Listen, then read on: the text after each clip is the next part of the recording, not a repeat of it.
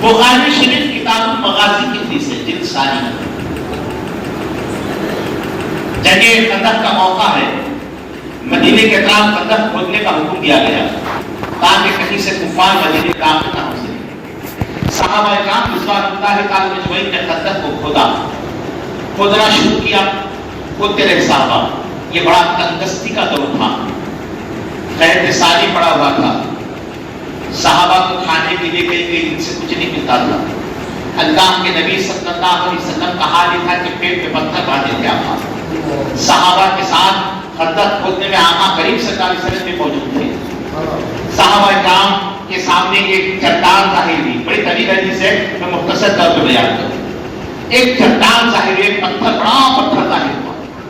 صحابہ کرام نے صبح سے لے کے شام تک کوشش کی، بہت ہتھوڑے چلائے، دستے چلائے، کچھ پتھر ہٹانے ٹوٹانے، بڑا سخت پتھر تھا، بڑی چٹان تھی، بڑا پتھر تھا۔ پورے صحابہ نے زور لگایا، ہر کوئی اپنی طاقت کا زور لگایا، مگر چٹان بس سے بس نہ ہوئی، کچھ نہیں ٹوٹی۔ پریشان ہو گئے صحابہ کہ ہم نے خندق کا کام پورا کر جائے، چٹان نہیں ٹوٹ رہی ہے، کل دشمن اسی چٹان کو پل بنا کر داخل نہ ہو جائے، کیا کیا جائے؟ کہا جب جب مصیبت آئی ہے، پریشانی آئی ہے، رسول پاک کا در موجود ہے، چلو اپنے آقا کی بارگاہ میں چلتے ہیں، اور چل کر آقا کریم صلی اللہ علیہ وسلم کو سارا ماجرا پھر سناتے ہیں۔ پہنچے آقا کریم صلی اللہ علیہ وسلم کی بارگاہ میں، کہا کیا بات ہے؟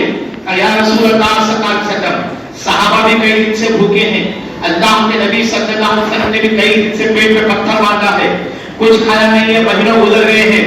آقا کریم صلی اللہ علیہ وسلم کی بارگاہ میں عرض کرتے ہیں کہ میرے آقا کریم، ہم نے خندق کا کام پورا کیا، ایک بڑی چٹان ظاہر ہوئی ہے، ہم نے صبح سے لے کے شام کر دی، سارے صحابہ نے اپنی طاقت زور آزما دیا، وہ چٹان ذرا سی بھی ٹوٹنے کے لیے تیار نہیں، اتنی سخت چٹان ہے، جتنے دستے مارو، ہتھوڑے مارو، کوئی فرق نہیں پڑ رہا ہے۔ آقا کیا کیا جائے؟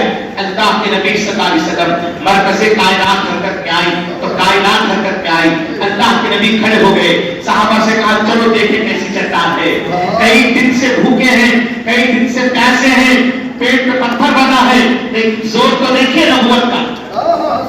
آج لوگ نبی کو اپنے برابر کہتے ہیں، ایک دن دو دن کھانا چھوڑ کے دیکھیں، رمضان دن کا حال کیا ہوتا ہے، صبح سے لے کے شام تک رہ کر ہم جانتے ہیں، بتانا نہیں چاہتے، لیکن پھر بھی نبی کو اپنے برابر کہتے ہیں۔ نبی کی طاقت دیکھو، نبی کا زور دیکھو، نبوت کے منصب کو سمجھو، نبوت کے مقام مرتبے کو جانو۔ اللہ کے نبی صلی اللہ علیہ وسلم صحابہ کے ساتھ چلے اور خندق کے اس مقام پر جہاں چٹان ظاہر ہوئی تھی، جب اللہ کے نبی پہنچے تو دیکھا، صحابہ سے کہا کہاں ہتھوڑا ہے، کہاں دستہ ہے، لاؤ۔ آپ نے ہتھوڑا کیا، آقا کریم صلی اللہ علیہ وسلم دو چادریں پہنی تھی، حضرت جابر رضی اللہ تبارک و تعالیٰ عنہ بیان فرماتے ہیں، آقا کریم صلی اللہ علیہ وسلم نے دستانے کو اٹھایا پتھر پر مارنے کے لیے، جیسے اٹھایا تو بغلوں کی نورانیت ظاہر ہوئی، نورانی بغل چمکنے لگے، نور بکھرنے لگے، اور جابر فرماتے ہیں ہم حیرت زدہ ہوئے۔ پھر اس کے بعد آقا نے زوردار جو ہے وہ پتھر پہ دستانے کو مارنے کے جب اٹھایا تو میں نے یہ یہ بھی دیکھا جب بغلوں کی سفیدی اور نور ظاہر ہو رہا تھا، وہیں آقا کریم کے پیٹ پہ میں نے پتھر بندھے ہوئے کو دیکھا. دیکھ کے میرا دل دھڑک اٹھا، یا رسول اللہ ہم تو اپنے گھر جا کے کھا کے آ رہے ہیں، آقا پتہ نہیں کتنے دنوں سے پیٹ میں پتھر باندھے ہیں، ہمارے درمیان موجود ہیں، فرائض انجام دے رہے ہیں، کیا ہوگا ہمارا کہ ہم تو پیٹ بھر کے سوئے اور ہمارا آقا اللہ اکبر. ایسا نہیں ہو سکتا، ابھی یہ آقا کی دعوت کا انتظام کرنا ہوگا، ابھی گھر جانا ہوگا. حضرت جابر فرماتے ہیں آقا کریم صلی اللہ علیہ وسلم دستانے کو اٹھایا، پتھر پہ مارا، صرف ایک ہی بار مارا کہ وہ جو چٹان تھی تو صبح سے شام تک ایک انچ پھٹنے کو تیار نہیں، اب وہ ایک دستانے کے پر ریزہ بالو ہو گئی. کیا ہوا؟ وہ یہ ریزہ بالو ہو گئی ریزہ. آپ دیکھیں صبح سے شام تک سارے صحابہ نے زور لگایا، کچھ نہیں ہوا. نبی کے ایک مان دی، نبی کا ایک دستانے نے کیا کرم دکھایا. محدثین فرماتے ہیں کہ نبی کا اٹھانا اور پتھر پہ مارنا، یہ جو نبی کی قوت ہے، یہ غیر ارادی نہیں ہے. جہاں تک آپ نے ارادہ فرمایا وہاں تک وہ بالو ہو گئی. یہ نہیں کہ ذرا گھٹا، ذرا نکلا، ذرا پڑا، ایسا نہیں ہے. جتنا نبی نے ارادہ فرمایا کہ یہ ریزہ ریزہ ہو جائے، جہاں تک نبی نے ارادہ فرمایا وہاں تک ریزہ ریزہ ہو جائے.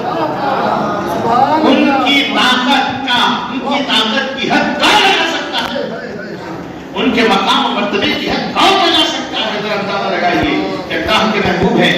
حضرت جابر فرماتے ہیں میں یہ بتانا چاہ رہا ہوں، صحابہ کو جب مصیبت آئی صحابہ نے رک کیا ہے مصطفیٰ جان رحمت کے در پر. اور یہ اسلام کا حکم ہے کہ اللہ نے قرآن میں نہیں فرمایا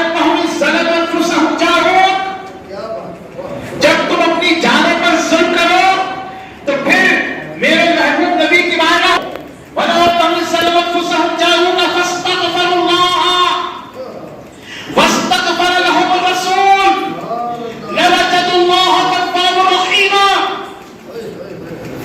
جب تم اپنی جانوں پر ظلم کرو، گناہ کرو، تو اللہ فرما رہا ہے میرے محبوب کے در پر آؤ، میرے محبوب کے پاس آؤ.